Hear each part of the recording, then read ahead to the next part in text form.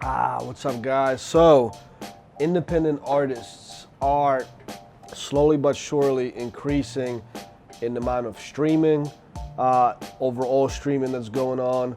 They're getting a little bit more share of, their royalties, publishing, and all of that. And the trend is generally heading in the right direction, the direction that I want to see, which is benefiting all independent artists or artists that are sort of running their own businesses in partnership with major labels. Everybody on YouTube, thanks again for watching. If this is your first time watching, please hit that subscribe button, hit that notification button so you can get notified on a daily basis when I do these videos. Comment on this video, let me know what you think about this topic, or let me know if you want me to do a video on other topics, even if it's in another industry, other business. I'm happy to do so. But if you guys help me grow my channel by subscribing and staying notified of all my content, that gives me the ability to get more resources, hire more people, do more videos like this on a daily basis, and help you all grow your career. So again, thank you, and let's get to today's topic. What's going on, guys? My name is Matej. Another day for Music Biz Daily. So this article that caught my eye is from the website musicnews.com. It's a British website, and the title of the article was "More Artists Reaping Rewards of Streaming, BPI Data Shows." You can check it out in the link below.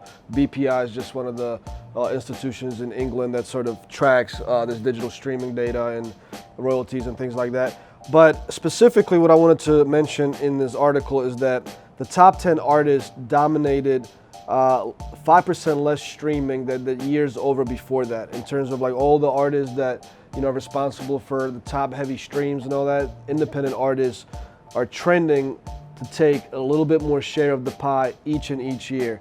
That also correlates or confirms what I've been reading in the US and some of the articles in the US of year over year, that independent artists are taking a little bit more grab of the pie when it comes to streaming, royalties, just saturation of music, YouTube, and all that type of stuff. Also, what they're mentioning is that the royalty splits when artists do, even on the major record label level, that artists on the streaming are getting more royalties than they used to get on the CD sales and things like that in the past. This article is even comparing going back to all the way to 2005 and around those years.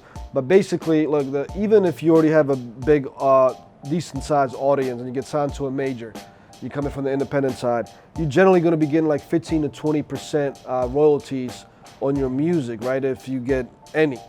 But on the streaming side, the gap or the ratio or the percentage has been 20 to 30%. And that's making sense because a lot of the ways you're getting signed these days, unless you're a very young artist, very talented, and they get you at like the age of 13 or 17, the other way to get signed is that you have to build your own hype, your own brand, and then you catch the eye of the label, and then they come to you, you build it, they come to you to potentially give you a record deal or a partnership and whatnot. And it makes more sense because if you already built something independently and you've been releasing your own songs through independent digital distributors, it would be kind of idiotic for anyone to say, well, yeah, I'm giving all that up, I'm going to give it to your all platform and I'm going to take 15% of the streaming, but I've been making 100% of all the streaming, right?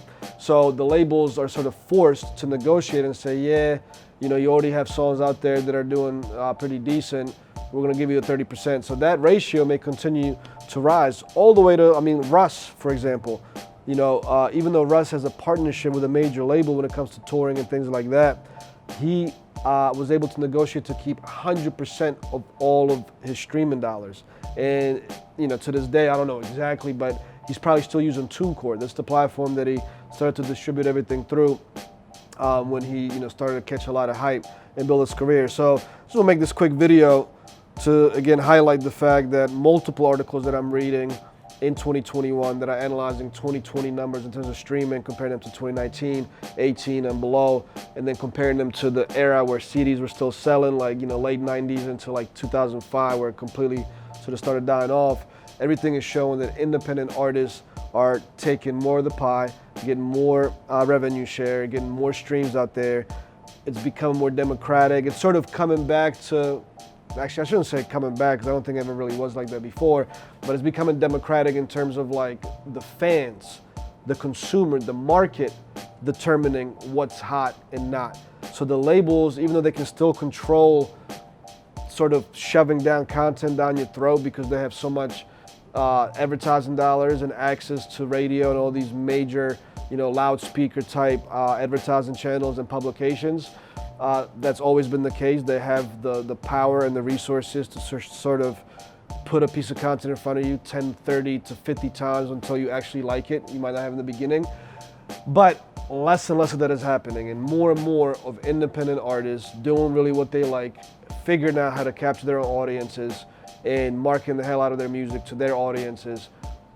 That stuff is taking over, and I'm telling you, this curve is never going to be a hockey stick exponential where independent artists are going to take over, but with the stuff that I'm doing and many people like me educating you guys on how to make it, that curve is slowly increasing. So it's never been a better time to be independent. Trust me on that.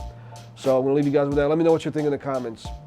As always, click the link in my bio or below, depending on where you're watching this, so you can figure out what me and my team do.